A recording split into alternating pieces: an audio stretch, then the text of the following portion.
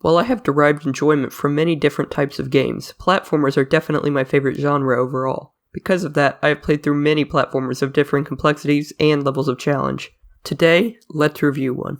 Released in 2008 and created by Jonathan McKenty, Edmund McMillan, and Danny B., Meat Boy is a 2D platformer made for Flash. Despite the popularity that Meat Boy obtained, however, it has been overshadowed by its sequels in terms of discourse. From the perspective of someone who has yet to play through Super Meat Boy, does the original still hold up?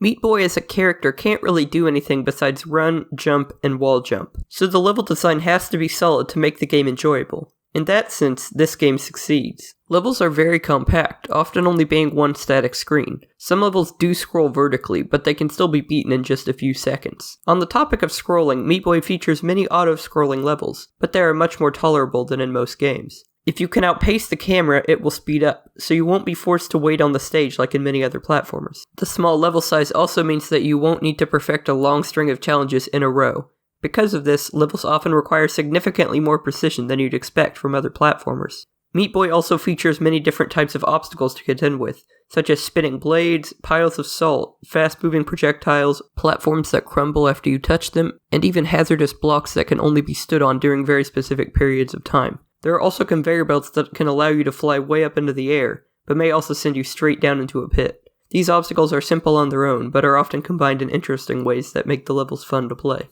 Difficulty-wise, I wouldn't call Meat Boy an easy game, but for the most part, none of the levels took me too long to conquer. The challenges were well presented enough, and the stages were short enough for individual levels to feel really manageable. So, with great level design and good difficulty balancing, this game is doing really well for itself. As long as it controls well, then there really won't be much to criticize. Anyways, the game doesn't control well. This isn't immediately apparent, as the controls are good enough to get you through the earlier levels without resistance. However, they only seem to become more annoying with every passing stage. The most important problem is the precision, or lack thereof. In the best platformers, movement becomes effortless, as your intentions are realized exactly as you'd want them to be, allowing the player to navigate the stages accurately without even needing to think about it. Meat Boy, on the other hand, feels awkward and clumsy. The basic movement is way too slippery, and Meat Boy feels practically weightless. I was constantly overshooting platforms and needing to pull back just to slow down. Even then, Meat Boy's acceleration and deceleration feels off, so landing on smaller platforms often feels clumsy. Meat Boy's jump is not as good as it should be either, since you can't change his height or air time by holding down the button for a different amount of time.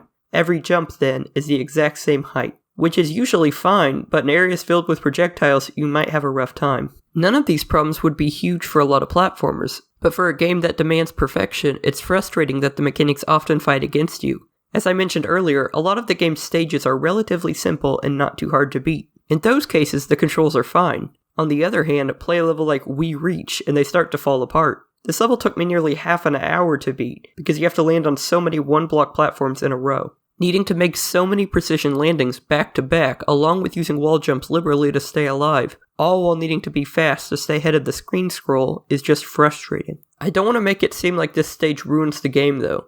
While it is really annoying, most of the other levels are more reasonable when it comes to the required precision. I'd still say that the controls are subpar, but to say that they ruin the experience would be to exaggerate how bad they really are. I haven't said anything about the presentation yet, although I'm not sure that there is much to actually say. Visually, the game uses a low-resolution art style, though I don't think it looks too appealing, honestly. The character designs aren't all too interesting, and the locations of the worlds are all pretty generic. The music is okay, but nothing special. Despite having just played through the whole game, I can't even begin to recall what any of it sounds like. I don't think that anyone was expecting amazing presentation from a 2008 Flash game, and considering that, I think the game is presented well enough. So, overall, does the original Meat Boy still hold up as a fun platforming game?